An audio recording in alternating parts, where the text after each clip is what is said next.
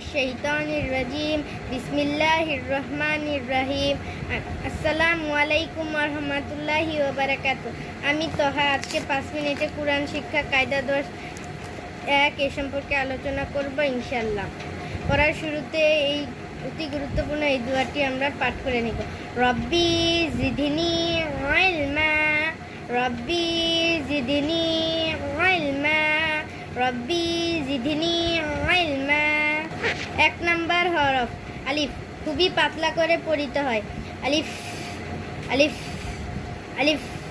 2 number হরফ বা, ঠোঁটের ভিতরের অংশ যুক্ত করে উচ্চারিত হয়। বা, ঠোঁটের ভিতরের অংশ যুক্ত করে উচ্চারিত হয়।